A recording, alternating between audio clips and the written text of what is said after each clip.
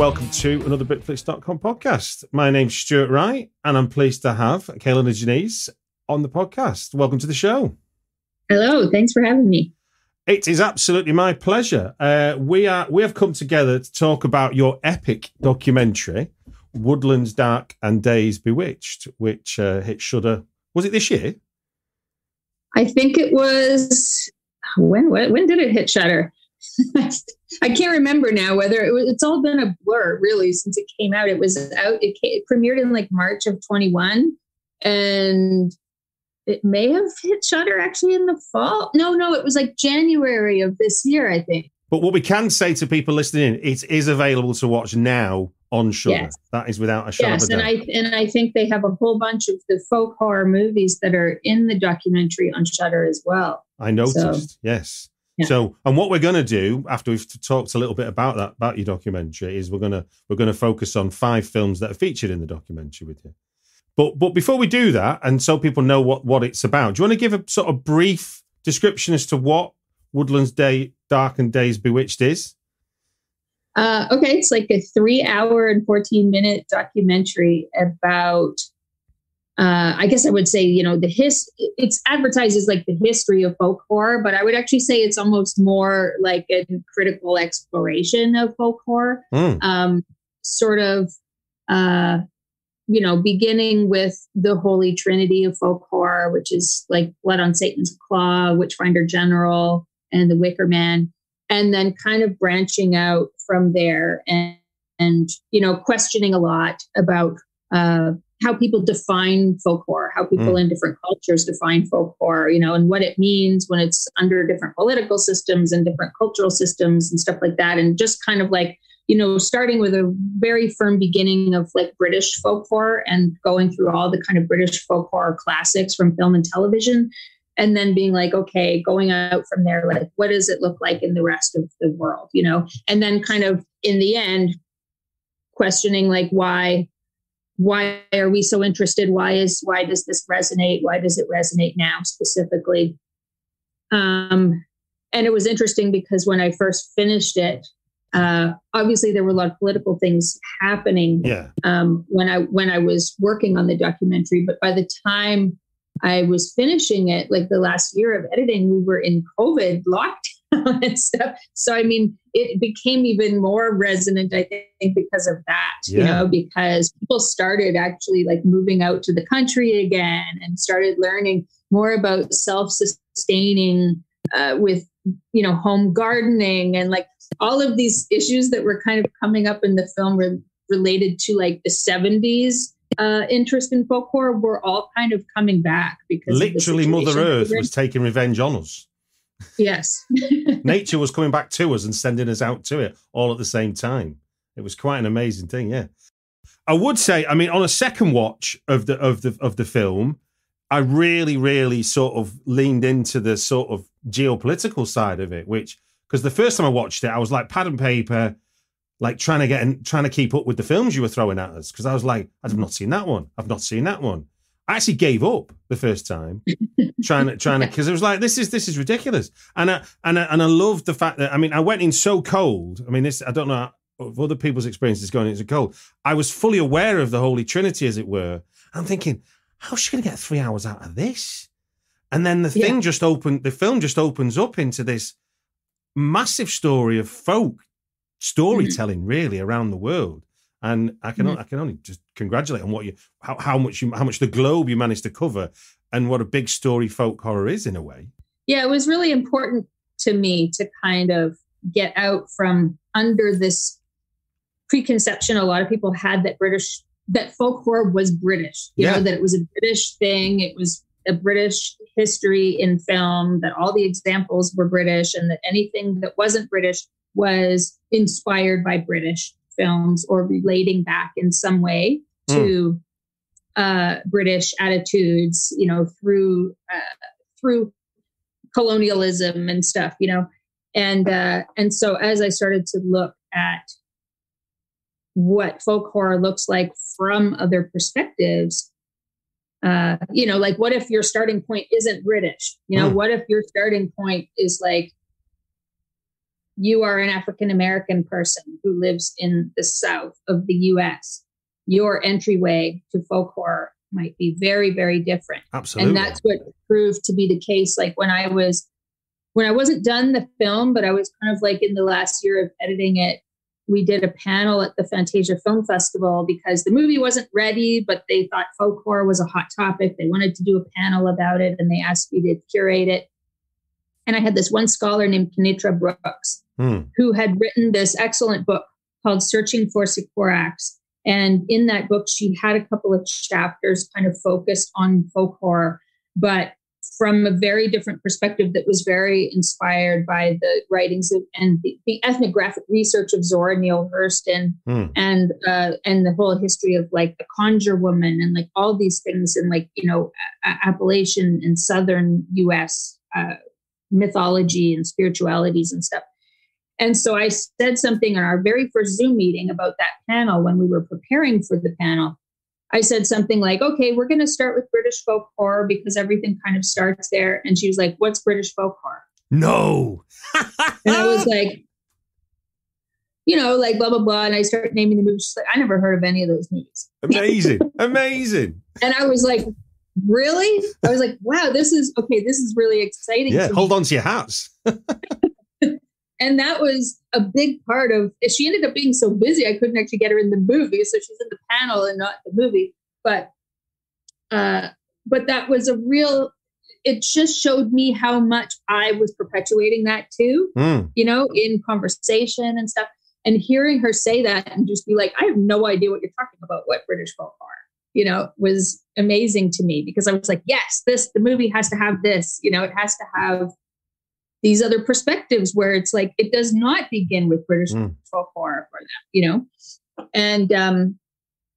And so, yeah, so then I started looking at the film when we started editing it. Each section of the film, because there's kind of like different chapters and each chapter's kind of has a different editing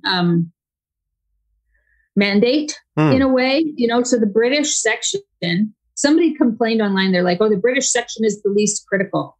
And I was like, yeah, that's true, because part of what we're doing in that British signposts section, which is what it's called, signposts of British folk horror, is we're really giving you the greatest hits list in terms of like what everybody thinks is folk horror. You know, like when most people think of folk horror, these are all the films that they're going to name, you know, because for most people, even most of the people I interviewed, you know, like a lot of them did come to it with this idea that it was kind of like a British thing first, you know? And so it was kind of like starting with that, like, okay, these are your expectations. You know, this is everything that you expect from a folk horror movie.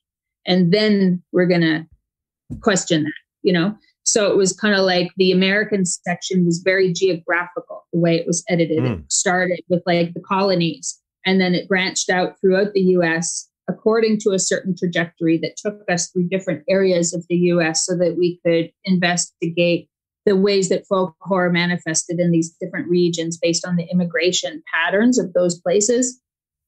And then when we got to the international section, which was definitely the most ambitious in its editing approach, was that we were actually trying to weave all the countries together in terms of like what imagery do folk horror films, like what themes and imagery and stuff do these films from totally different countries have in common? You know, like in what ways are some of these things connecting, like all around the world?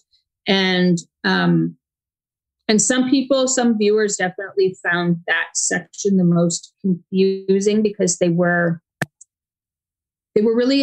expecting it to be geographical, where it's like one country, now another country, now another country, now another country, you know? And so the way that we would weave things in, I think people just were like, oh, this editing is so messy. Like, I don't understand this editing, you know? And then there's other people who were like, you have all the Asian countries mixed together as though they're one thing. And it's like, well, it's not really about Asian. It's more about, we're just looking at different mythologies from different places, and we're comparing them against each other. So we actually were trying to avoid a strictly geographical approach to the international section and have it be much more like abstract until. No, I mean, I must admit, I know you've got talking heads in it, but for me, there was a lot of similarities between how Andrew Curtis cuts his films together in the sense it was like, in some ways, it's a meditation on folk horror as much as it is an investigation. My editor was very influenced by Adam Curtis. Okay, well, that makes sense then, yeah. Honestly. So, I mean, I have certain things that I sort of brought saying that I want the editing to be like this. And for me, one of the movies, I think the first movie that I brought to her was a movie called Double Take by Johan Grimmenprez, which is like this kind of essay film, hybrid documentary about what happens on the set of The Birds when Alfred Hitchcock meets his double. Okay. And it's a really creepy movie that's also dealing with like, just like 9/11 and dealing with different interest. It's making like interesting political comparisons, and it's a fascinating film. But it has this real creepiness to it. It's just infused with this creepiness. And so that was like the first movie I told my editor, I was like, you got to watch this movie, because even though my movie is a movie about something, I also want it to feel like that thing, you know?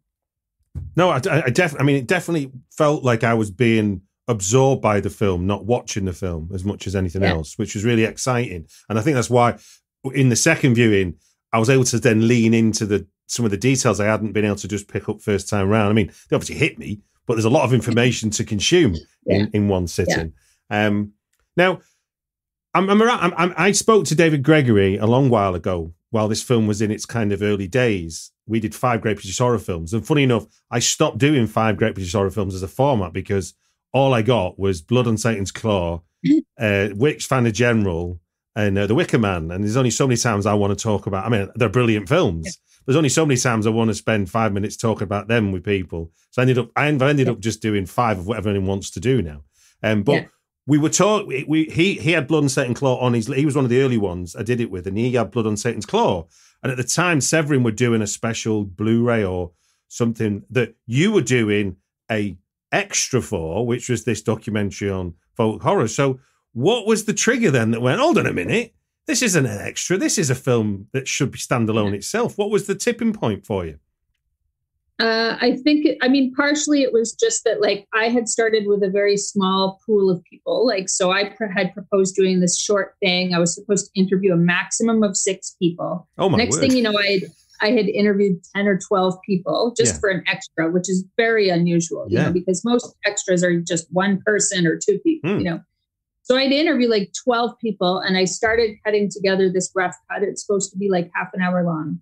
And it was like 2 hours and 10 minutes long, my rough cut. So it's longer than Blood on Satan's Claw. Yeah. And I told David, I was just, it was also my first time, like, writing, producing, editing, whatever, like a film on my own. Because even at Severin, up until that point, my job at Severin was just an editor. I was only an editor and only very basic. Like, I was not given like complicated projects. I was mostly like, one interview with a person, and I have to edit it together and populate it with imagery. And David was the director, so I would be working off feedback from him. And so they were like assignments, and I would be reporting to David. And then when I proposed this folk horror thing, I wasn't even proposing it for myself to make it. I was just saying, like, somebody should make this. And David was just like, oh, why? Just do it. And I was just like, just do it myself, like the whole thing myself. And he was like, yeah, sure. You know how to do it. Like, all the right people, the experts you should talk to or whatever. And I was just like, okay, I do. And I knew who some of our camera people were that we used in various places and stuff. And I was like, I guess technically I could do it myself, so, but it was the first like really complex thing I had edited with like 12 different people, weighing in like that. So I just didn't know how to cut it down at first. It was like, I was like, everything is interesting to me. Like, I don't know what to cut out of this because it's all interesting. And what would happen every time I would interview someone is that they would mention something I hadn't thought of. And I'd be like, oh, that's interesting. So then I'd have to go off another tangent talking about that thing, And so instead of getting smaller, it kept growing. And so when I handed in this rough cut, and I was just like, I do not know how to cut this down. I just feel like this topic is bigger, David was just like, well, don't cut it down then. He was like, how about instead of cutting, I mean, obviously he didn't want it to be 2 hours long, but he was just thinking like, you know, you have basically half of a feature film here, you know? So he was just like, instead of trying to think of ways to cut it, why don't you think of like, if you were hypothetically making a feature film about folk horror, who would be your wish list of who needs to be in it and what you need to talk about? If you really were thinking like you were going to make a feature about folk horror, what would have to be in it? And I was just like, well, I would do this and this and this. And he'd be like, well, do those things then, you know? So I got like animation. I got like Guy Madden doing collages. I got Jim Williams doing music. Like, I think some of those artistic things were the first things I went after, because I was like, well, I know it needs a score. I can't score it myself. I know it needs some kind of artistic flair or cinematic flair that I don't have. So it was like starting to get some animation done, getting the chapter headings done. And, you know, and then it came down to looking for an editor that had much more experience than me. You know, I was just like, if I was making a movie like this, I would not be the editor. I was like, I would kind of make a rough assembly, but I would actually hire an editor who knew much more about cutting features than me, you know? So then David allowed me to hire another editor. And so I got originally a guy named Benjamin Shern. And then he ended up having like a back injury that took him where he couldn't sit at his desk, you know, for like 6 months or something like that. And so that was when I, you know, started looking for another editor. And it took quite a while for me to find another editor that I liked as much as Ben, but also who I felt I could have a rapport with, you know, because partially I'd never made a movie before. So I wasn't super professional in how I dealt with people. Okay. I would just be like, oh, no, I hate that. Move this here, do that, like very like kind of brusque and whatever. So it takes a certain type of person, I think, to be able to work with me, because I was like not the most diplomatic person. And so it really was kind of like, I wanted to find a person where I just felt like they got it already, you know, where they were not a jack of all trades editor that I was going to try to direct in a certain way, but where they were just an editor where it's like, this is also the way they think. And this is also the way they look at things. And we are just similar in a certain way. And then I just trust them, you know, to do things. And so that was how I eventually found Winnie Chung. And Winnie was not only a great editor, she totally got all this psychedelic shit that I wanted to do. I was like, I want the film to feel psychedelic, you know? Yeah. And so she was like, yes, that sounds great to me. But also she had way more experience making films than I did. So she ended up getting a producer credit on the movie because she ended up working out so much of the, like how the workflow should go, you know, in terms of like, if there's clips I want in the film, you know, making spreadsheets and having links and having all the information organized so that she and her assistant editor, because she also had an assistant editor named Jamie Lansdowne. And so that they would, you know, so anytime there was a still image or whatever, there was like really organized ways of letting them know where all the footage was stored and, you know, what sections it's supposed to go in and all that stuff. So she helped a lot with like a lot of those organizational things that I didn't have experience in. And then David Gregory came on at the end, like for the last like 2 months, because he's a co-producer, but it was kind of like I did it all myself until the end when he came on, when we had to actually deliver the files and we had to make everything output in some professional way that's like up to current industry standards and whatever. He came in then is like, okay, this is how we need to do it. We need our post-production supervisor to get these files. We need this person to get these files. This person's, you know, so he kind of stepped in at that point and really brought it home, you know? So it was a really interesting process where I just was learning on the go. You know, I went from like having no clue how to do something like this to making like almost a 3.5 hour long documentary that people didn't hate, which was my only hope, was that it wasn't that people didn't like laugh at me and make fun of me when it was done. Well, I suppose, you put so much in it, then you kind of, that's the least you want, the least you can hope to get in it, I suppose. But it is an amazing piece of work. And And it is 3 hours and 12 minutes, which is a long, long time. I remember when I first came across, like, Jesus, okay. And I did it in a wanna, I'll be honest with you, and I've done it with a wanna the second time. I don't break it up because I think it really does work as a piece of work. But I worked on I've only worked on one documentary from a kind of post point of view. And the mantra was, we need to get this to 90 minutes. It was like, it wavered at 2 hours and we need to get, I think we compromised about 1 hour 45 or something. Mm-hmm. Presenting, David, here's a three hour documentary. Let's go. I mean, what was it before it got to 3 hours 12? Just for people, just as a pro, you've discussed quite a lot. It was like 2 hours longer. Really? So I would say by the time Winnie started editing it, because there was I had made a rough cut, rough assembly. I mean, it was a bit more detailed than an assembly. Like, I had dropped everything, all the quotes in the order I wanted them. I had put clips in. Like, I'd done quite a bit of stuff, so it was a bit more than an assembly. But by the time, Ben started working on it, and he did basically the very intro. He did the Signposts of British Folk Horror and the Unholy Trinity. And I think Signposts of British Folk Horror he kind of did half of, and that was about the time he got injured. So when Winnie took over, it was like 5.5 hours long. Like because there was still all this other stuff that I had done that Ben hadn't touched yet, and so it was like 5.5 hours long, and I knew that we weren't going to be able to get it down to 90 minutes. And I knew we probably weren't going to be able to get it under 2 hours. Yeah.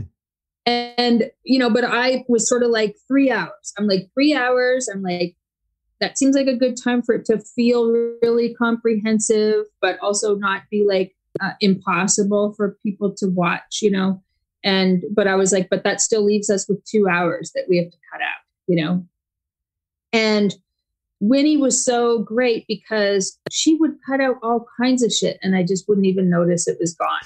Like there's the best type, eh? There's stuff I notice now that's gone. Like in the sort of witchcraft and occult section, I had a whole little section about Alex and Maxine Sanders. Okay. Who were the British, like Alexandrian witchcraft. And so she cut them out.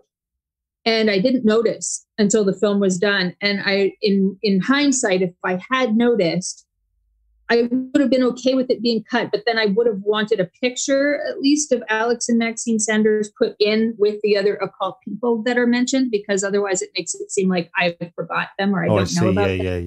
Yeah. And so I regret that I didn't notice it, because I would have at least had some visual acknowledgement of them in there. Also, Blair Witch, I had a little thing of like Kevin Kolsch and Dennis Widmeyer talking about the Blair Witch Project, and somehow that got cut and I didn't notice. And so then nobody talks about the Blair Witch Project, and people are like, how is the Blair Witch Project not mentioned in this movie? And I'm like, it was there, and I didn't notice it was gone. And then also I had things like, I had title cards put in for movies that I didn't want to get forgotten, So like at one point I remember putting the movie The Hallow, like again and again, I kept putting insert the Hallow, just like a title card so that nobody would forget to insert the Hallow. Of course, that didn't get put in. And so then all kinds of people after the movie came out are like, oh, have you seen this movie, The Hallow? It's great. And I'm like, yes, I know. It was supposed to be in the movie and it got cut and I forgot or whatever. Can I ask you, because I asked this to a lot of documentary filmmakers, because I mean, and it sounds like The Panel was one of the big revelations of what are these British films. But in terms of having done this exploration into folk horror, based on your perception going in, what for you was your favourite discovery about folk horror that you couldn't have imagined before you went on this journey? I mean, my favorite discovery was basically that there was this very clear distinction between two types of folk horror, and that it was that, and the reason why so many people associate folk horror with Britain was for this reason, and it was that folk horror around the world folk horror in like countries that are not British colonies, basically. The folk horror, the folk practices and folk traditions tend to be the things that empower the protagonists to fight against the things that they're afraid of. Yeah. So the source of the horror is some kind of supernatural force or supernatural creature or something. And all the folk traditions are the things that fortify them and give them the knowledge and the strength and the traditional power to keep those scary things at bay. Whereas in British folk horror and in the kinds of folk horror that moved to the US from Britain and to Australia from Britain, the horror is the people who believe those things. Okay. Yeah, I get you. So it's not the monsters, it's not the ghosts, it's not whatever. It's like the people who believe in those old practices, they are the source of the horror. And so it's like these two totally different types of folk horror. And it's like, okay, you can see why people consider folk horror to be British, because if you look at something like Adam Scoville's folk horror chain and a lot of the theories about folk horror, it is very much focused on like the villagers, the isolated village, and some stranger going into that village and discovering that they're going to be part of this pagan sacrifice or something, you know, that the villagers have these like weird old beliefs, and the city person or whatever wanders into this community and discovers this horrible situation that they have to get out of. And so a lot of like definitions that people had about what folk horror is were really based on that kind of story structure. And that is very like, it's like a British folk story structure, you know, like that's one of the oldest story types in like British folk horror. And Wicker Man being an absolute textbook example, isn't it? Right. But I mean, in literature, in folk horror literature, it goes back like 100 years earlier, those story types. And so it was like, wow, there actually is a dividing line. And this is why people always thought folk horror was British, is that the definition was always very much focused on like the kind of evil villagers, you know, and yet when you go in these other places around the world, the folk traditions are actually good things. They are not the scary things. They are the things that actually help you. And that also means a lot for like marginalized communities and stuff who had belief systems that other people are trying to suppress, you know? So depending on what the viewpoint of the protagonist is, it changes what is the source of the horror, you know? Do you know, in a way, I wrote a screenplay based in Norway, and essentially what you're describing was one of the biggest story challenges I had, which is trying to get my head around the fact that the folk horror I was tapping into wasn't the bad guy. And that was kind of, it's interesting. You just read what you've just told me now, because I went through a year or so of fighting this, because obviously I'm coming at it from a, you know, just instinctively from a British point of view. I don't think I've been brainwashed, but you kind of are used to a storytelling tradition that you go outside, and once you venture beyond the city limits and you end up in the places where the ground gets muddier, that there's things to fear, and they're out to get you because I don't know what it is you think you've got they want to take, but you know, but it is that sort of thing. That's really interesting. I mean, I genuinely went through that kind of understanding myself. I never thought about it in such logical terms, but certainly did. Yeah. Now, I did speak to, I messaged David to say I was speaking to you, and I said, what would be a good question to ask you? And two of the things he gave me. One of them was how the pandemic helped the festival distribution for the film. Oh, well, I don't think there would have been much festival distribution for the film if it wasn't for the pandemic.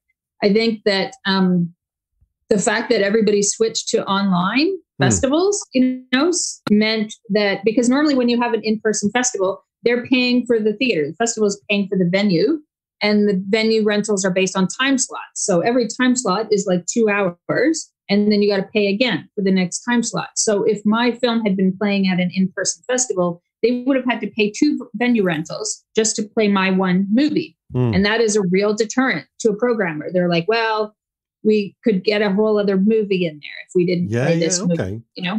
And so the fact that it was online meant that people didn't give a shit how long it was. Amazing. It could have been 10 hours long and they could have still programmed it, you know, because they're like, they don't have any venue expenses. So that was not part of they didn't have to think about that. But it's something that programmers have to think about even with short films. It sounds like the big version of keep it under 10 minutes if it's a short film sort of thing, you know, because it's easier to program 9 10-minute shorts than it is to try and get 30-minute shorts in. Right. Yeah. So you know that if you program a 30-minute short, you're sacrificing all these other potential films you can play. And so it was sort of like that, where I felt like the pandemic gave it a festival visibility it just wouldn't have had otherwise. And his other question is, are you done with folk horror or is there more to explore? I don't even know if I'm allowed to answer that question. I will just say, no, I'm not done. Brilliant.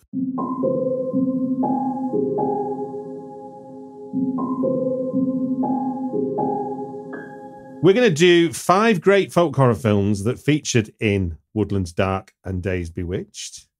And just to remind people, the format is Kayla's giving me 5 films. We're going to go through each one. We're going to talk for 5 minutes about each one. And when the alarm goes off, we're going to move on to the next one. So when you hear...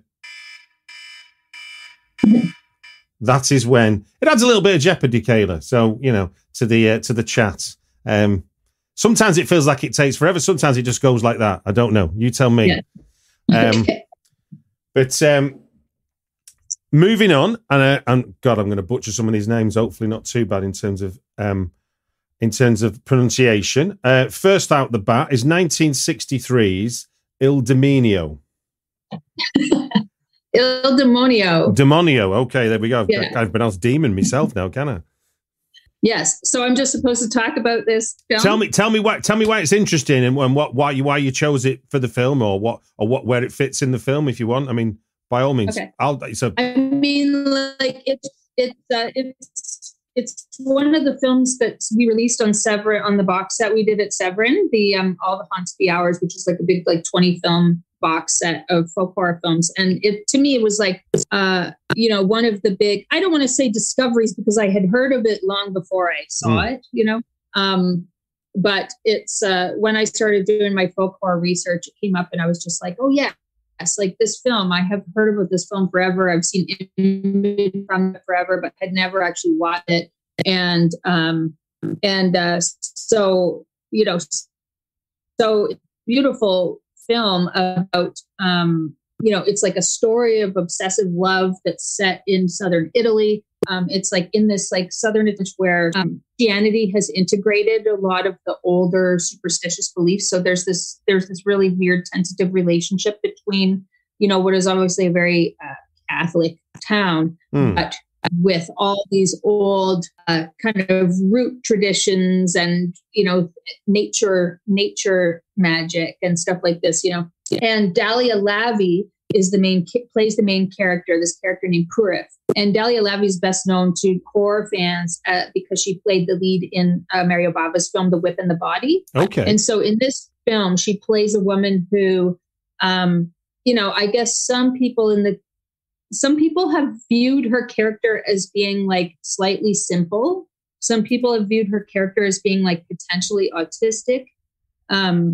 But in the case of this movie, it's like she has like a lover played by Frank Wolf, who is deciding that he's getting married, but he's getting married to a more prominent woman in the town, a more respected woman than Purif, who is a bit more like feral, and she's very like, she has a lot of sexual energy, you know, and she's like a wild woman in a way, you know, and so he's getting married to this more respectable woman. And so Purif just kind of like loses herself in obsession for this guy. And the town, because of the types of beliefs they have, they interpret a lot of her behavior as though she's demonically possessed. And so they feel that she's possessed because she's exhibiting like hysterical behavior. And, you know, so they kind of turn against her. Well, they do. They turn against her with physical and even sexual violence. And some of the examples of like some of the, hysterical behavior is she does this spider walk. And this is a spider walk, where she's like doing the backwards spider walk. And the actress, Dahlia Lavi. The classic like an exorcism trope, isn't it now? In it. Yes. But that is, I remember when I first saw the film, I was like, oh, wow, this predates The Exorcist. And a lot of other people online are like, wow, this predates The Exorcist by 10 years. But I think, as I think Kat Ellinger pointed out, she did a commentary for the film on our disc. And I think she was the one who pointed it out to me that, she's like, actually, I don't think Exorcist is inspired by Il Demonio. I don't know if William Friedkin would have seen this movie, but they're both inspired by the same literary sources, right? Which is that there was an ethnographer named Ernesto Di Martino who went around Italy documenting old folk traditions. And this was a very, very common manifestation of so-called possession in southern Italy, the spider walk. And so there is actually a lot of documentation about this behavior. And so that is imagery that is associated with demonic possession. So she's just like, I don't think Friedkin got his example from this movie necessarily. I think it's just that as he was doing all kinds of research into possession, that would have come up as an image. So you say that this is a thing common to Italy, not that it was in Italian literature or folk literature generally. Italian. I meant literature in terms of like anthropological literature, not like narrative literature. Okay. Yeah, so it's like folkloric studies, and it was Ernesto Di Martino was an anthropologist. Wow, amazing! So these were like his studies, and this is like mid-century, So I think he died in the around the time this movie was made, actually. And so his studies would have been, mid-century of the last century. Do we have the bark already? There we go. There's the first alarm. The only other thing I wanted to point out about that movie that I didn't discover until because Il Demonio is actually also in the new edition of my House of Psychotic Women book. Okay. So it kind of fit both things that I was working on. And one of the things that came up as I was doing my House of Psychotic Women book is actually that her character is also very similar to a character she plays in a movie 2 years earlier. Michelle Boisron made a movie called One Night at the Beach, and Dahlia Lavi, like a lot of her character, but her mannerisms, all kinds of stuff is actually, she's already working it out in this earlier movie, like 2 years before. And so that was a really interesting thing to discover too. I should have said at the start, I haven't seen any of these 5 films, and that's what's blown my mind. Oh, really? No. And the next one is the one that I'm going to be hunting out first in terms of in Eye of the Devil from 1966, starring David Niven, because the very fact it starred David Niven, I'm like, why don't I know about this film at all? Do you want to? Where does this fit into? I mean, obviously, it's set in a French vineyard, but obviously got a British influence. So where does it fit in that sort of divide you were talking about in terms of what folklore and folk horror is? Well, it's interesting because the fact that it's in the French village, it's interesting because you don't actually see the villagers at all. The villagers do not really play a role in the film at all. I mean, it's described as a proto Wicker Man film. Like a lot of people describe it that way because it's 1966 and it's before the Wicker Man, and it's also before the book that the Wicker Man was based on. Eye of the Devil is based on a book by suspense writer Robin Estridge, who used the name Philippe Lorraine to write it. And I think the novel came out in like 1964. And it's very, it's David Niven plays a guy who is from an aristocratic family in France. And he's summoned back to the family estate, which is this massive chateau, because the vineyards are failing. And so there's some sort of occult rituals and some sacrifice that everything is building up to that has to be done to save the vineyards from failing. So obviously it's what the aristocratic feudal lord of this land, it's what he's required to do to keep the villagers sustained. But you never actually meet the villagers. It's all set in this very like the aristocratic bubble of the chateau and the weird people who like live and work at the chateau. So it's like he goes back there, and Deborah Kerr is like his wife or his fiance. Maybe she's his wife because they have children. She follows him out there. She's like, he's like, I need to go back to the castle. And she follows him, even though he tells her not to, and brings I can't remember if she brings the children. She does bring the children. Of course she does. There's amazing scenes with the children. And she goes out there and she's like, Philippe, what is happening? You're behaving so unlike yourself, and he's like, you must leave. You must not be here, and it's very dramatic. And, and she's trying to discover like, what is the secret of the castle, and like, who are the weird people? Because like, David Hemmings and Sharon Tate are in the film, and Sharon Tate is like, it's billed as introducing her. It's billed as her first film, but there's like another film called Don't Make Waves that also bills her as it being her first film. So I think one was made first and one was released first. And so they both like fought over which one of them gets to claim her. Yeah. But so anyway, so her and David Hemmings in the movie, they play brother and sister. They're not brother and sister in the book. They're not related in the book. And, but they're brother and sister in the movie, which is a big part of what lends the film its sexual deviance. There's this real like underlying theme of sexual deviance in this whole chateau, and their relationship. David Hemmings and Sharon Tate are playing very weird characters, and that's a big part of like creating that energy. But it's very much, films like Robin Redbreast and Eye of the Devil have been cited, I think, the most often as like proto Wicker Man movies, that are dealing with this. The idea of like the harvest failing and, a sacrifice has to be made for the harvest, But yeah, so it is that type of film, and it's made by J. Lee Thompson, who would, he was a British director, but he was known, I think, before this, he had made The Guns of Navarone and Cape Fear. Yeah. And then my generation, being the age I am, I mostly know him as the director of Happy Birthday to Me, which is like Canadian slasher film.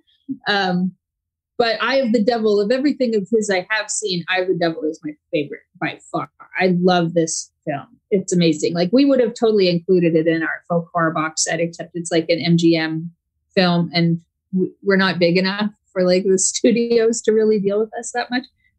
And this was a proper like X certificate, wasn't it, when it was released? Like, I don't know. I mean, like, maybe in the UK. I don't think this was an X-rated movie. In the US. I mean, but in horror terms, in '66, it's like it wasn't that long before we were still, our government was still, the British government was still reading theatre plays, whether you could put a theatre on, a theatre production on. Oh, there we go. You almost instinctively knew the 5 minutes there. Right, then moving into the 70s, and we're going to be following a wandering ballad singer in the Appalachians for The Legend of Hillbilly John. Yes. Although it's actually pronounced Appalachia, even though everybody in my movie pronounces it wrong. So what, you drop the N, or you drop the N, or the N isn't there? One of my interviewees who lives in Appalachia, he's still in the movie, he says Appalachia, and it's Appalachia. So Appalachia, but if it's Appalachians, if you meet them. Yeah.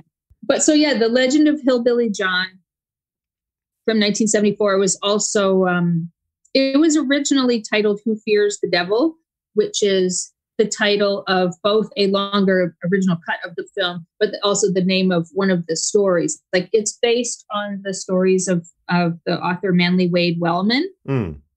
So he had, he was like a fantasy and horror writer, and his one of his biggest successes, was creating this character named John. I think he just called him John, but then other critics and historians came to call him Silver John or John the Balladeer. And so he wrote many stories of, about this character, Silver John, who is a wandering Appalachian balladeer, And one of those stories is called Who Fears the Devil, which is why that's what the movie was called. And also in my documentary, there's the American chapter of the documentary is called Call Me From the Valley. And that is also the name of a Silver John book. So Yeah. So, I mean, like Manly Wade Wellman wrote these stories where, I mean, he got very interested in Appalachian folklore and spiritualities. And also there was a folk musician, and it's again, mid-century of the last century. There was a folk musician, Aubrey Ramsey. That's his name, Aubrey Ramsey. So, Manly Wade Wellman met him and became very fascinated with this folk singer. And I have a feeling that a lot of Silver John's personality and the idea of him being a folk singer was inspired by Manly Wade Wellman meeting this folk singer. Okay. And so he was really interested in the folklore of this region. And it's one of the richest regions for folklore in the US because there are a lot of old traditions that still survive there that are still really strong. And there's a lot of old beliefs that are still practiced there. And they have kind of like a big folklore center in Appalachia. There's like a university. There's a university that has like the biggest folklore like archive and folklore studies center and stuff like Amazing. In the US. So it's very, very strong. Like a lot of people who come from Appalachia, like academics and stuff like that, this will become something that they champion and an area that they focus on, partially because Appalachia is still a very misunderstood region, around the US. So I think there's a lot of people like when they come from that area and they are scholars or writers or whatever, they often are trying to do right by Appalachia because they feel like it's been wrong by a lot of the rest of the country who think it's just full of like backwoods hicks and stuff like who are going to kill you or shoot you if you go on their property and blah, blah, blah. And we address some of these stereotypes. Yeah. I mean, I'm going to say this film's a great example of what you were discussing before about the need to sort of move geographically when you talk about American folk horror. Yeah. Because Appalachia versus, the southern states, they're not the same country, are they? Yeah. Yeah. Although there's definitely crossover because there was like people who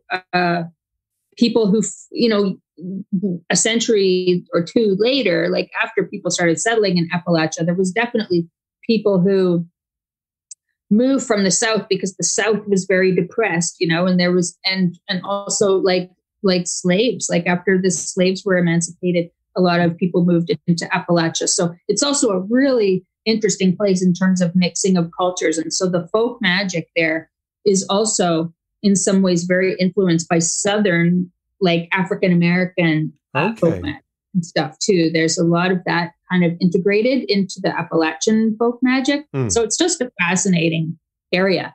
And so The Legend of Hillbilly John is a comparatively silly movie compared to the way I've just been speaking about Appalachia. It's pretty silly movie, but it's full of great music. The guy who plays Silver John is played by a folk musician named Hedges Capers. And so he does all the music and, does the songs in the movie and stuff.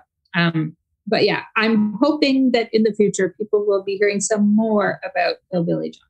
That's all I will say. Okay. Well, look, for fear of offending our Brazilian friends, I won't try to pronounce this next title. Do you want to give us what the next title is, please? Yeah. So the next title is As Filhas do Fogo from 1978. I don't know that I'm pronouncing it correctly either, but I've had to say it many times, so I just probably have more practice than you. So yeah, no, it was more the Filhas bit, and it feels a bit right based on my knowledge of Brazilian footballers that I know that play in Britain. So that it feels right. So a woman living in Sao Paulo is at the centre of the story. What is it about this? What does this tell us about folk horror from a South American or specifically Brazilian point of view? Yeah. So she's the main protagonist in the film are from São Paulo, but they don't. The film doesn't take place there. It's just kind of like a girl goes back to her family home in the country and brings her friend from the city with her. So the two of them go back to this country home, which is in the southern part of Brazil. And the main thing I love about this film, and I really wish it could be remastered and stuff, we have been trying, but it documents the, it's just interesting in regards to folklore because it like specifically conjures the Germanic traditions that were imported to southern Brazil in the 19th century. So there was like a huge movement of German people to this region of Brazil. And so if you go to southern Brazil, you'll come across towns that look like alpine towns. Like they look like German towns, you know, like, and they have Germanic festivals, you know, like a Bratwurst festival or whatever, you know. So, I mean, this isn't Brazilian in the way that a lot of people think of Brazilian, where they're thinking much more of like Afro-Brazilian or indigenous Brazilian. I mean, this is imported Germanic people. I mean, like, and there's such a big German population there. That was why, like, after World War II, people started hunting Nazis in Brazil, you know, because there was, you know, in South America, there was a huge German population. And so that's where all the Nazi war criminals would be sought, you know, was like in Brazil and stuff. And so this film deals a lot with like the girl goes there and she's telling her friend the history of this place. Like, yes, my great-great-grandfather came here and he had a really hard time trying to, you know, just like raise the area and like get rid of the beliefs, like the local beliefs, you know, so that he could bring the proper German beliefs here and stuff, you know. And so it's all kind of building up to this like German harvest festival. And it's interesting because there are these photographs all throughout the movie they show that are supposed to be pictures of the German harvest festival in the past, but all the photos are actually Diane Arbus photos. So like Diane Arbus, the American photographer, clearly used without permission in this movie. Somebody used I didn't even catch it. Somebody else told me, they were like, oh no, those are Diane Arbus pictures, because I posted one of them on my Instagram. And so then I looked it up and it's like, yeah, they're all from some Diane Arbus photo book that came out in the 70s. And so they use these pictures in the movie as though they are the documentation of like this old German harvest festival, which is really interesting. But it also has a lot of,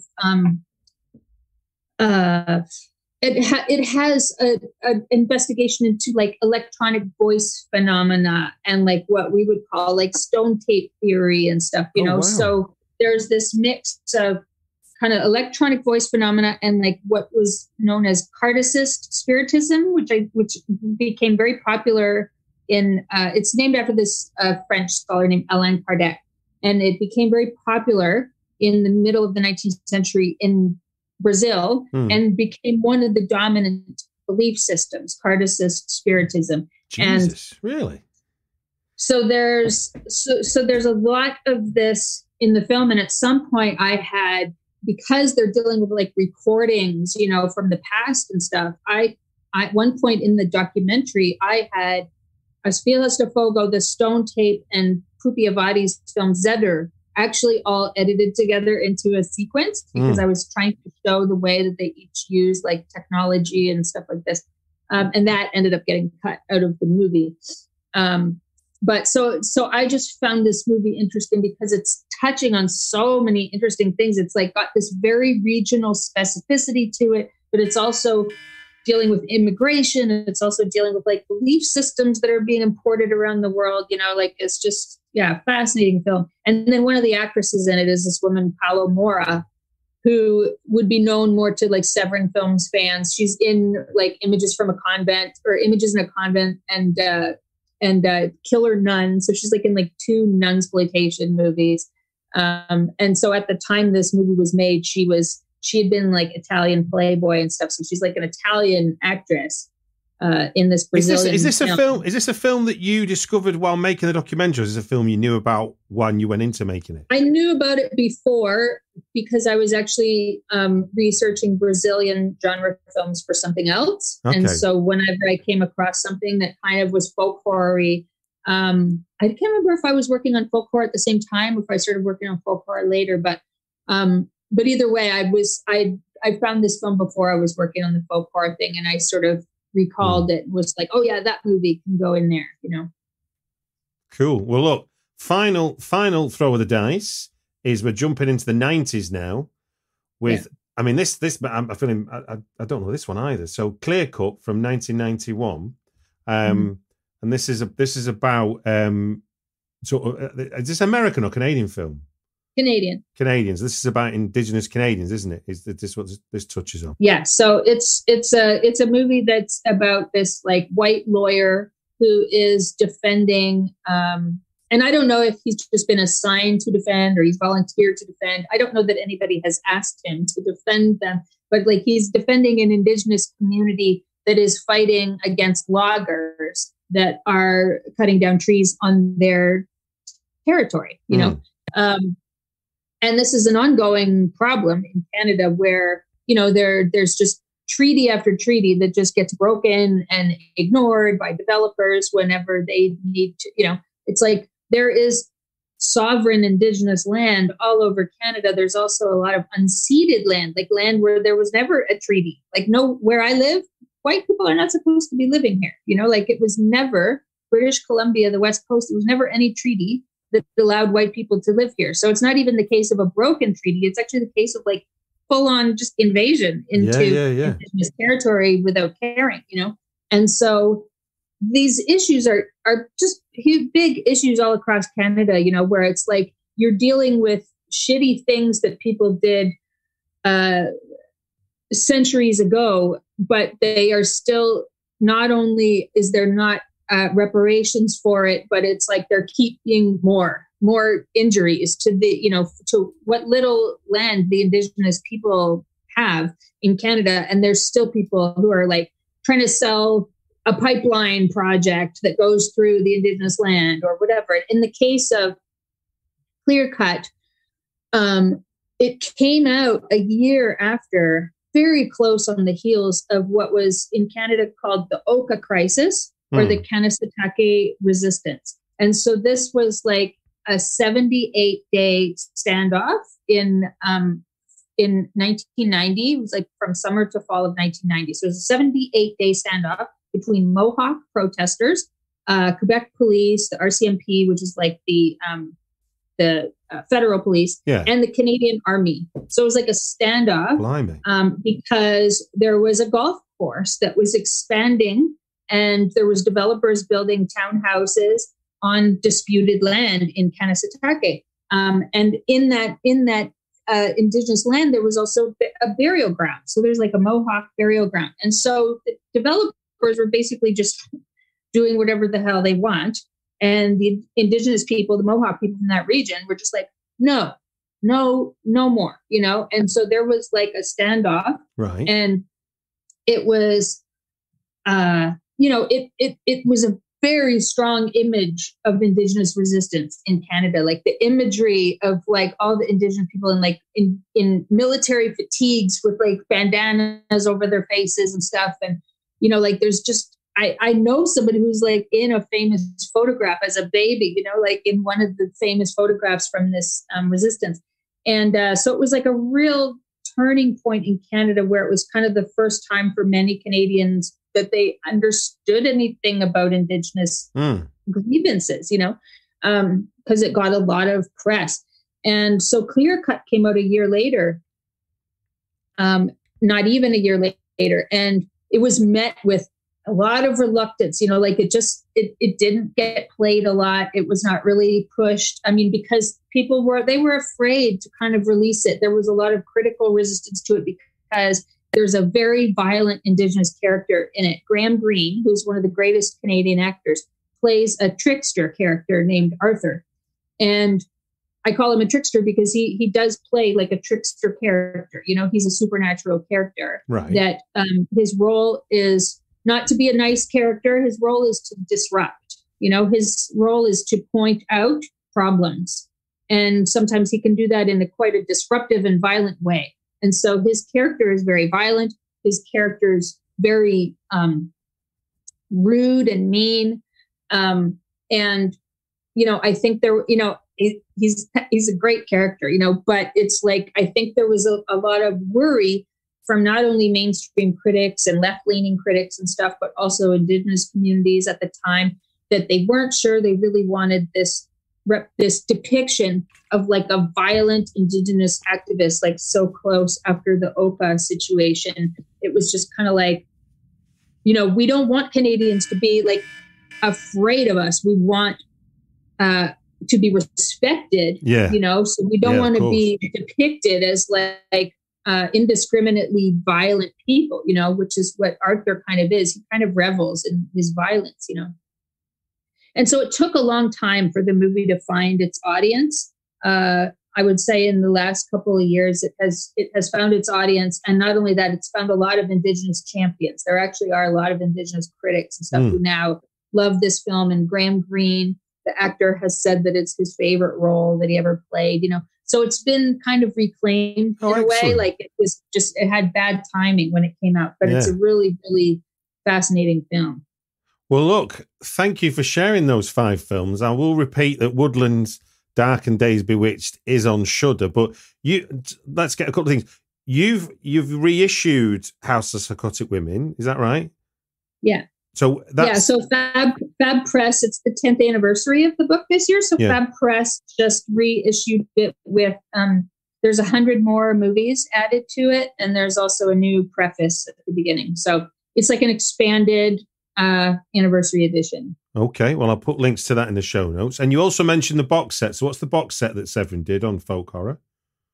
Severin did a box set called All the Haunts Be Ours. And it's a 20-film folk horror box set that comes with like a book. It's a fantastic set. And the films are from all over the place, you know. Yeah. So it's got like Serbian films and British films and, Polish films and all kinds of stuff. So it's like a bunch of the films that people may not have seen or heard of from the documentary. Yeah. We tried to get a lot of those into this set. So, and is it physically available, Woodlands?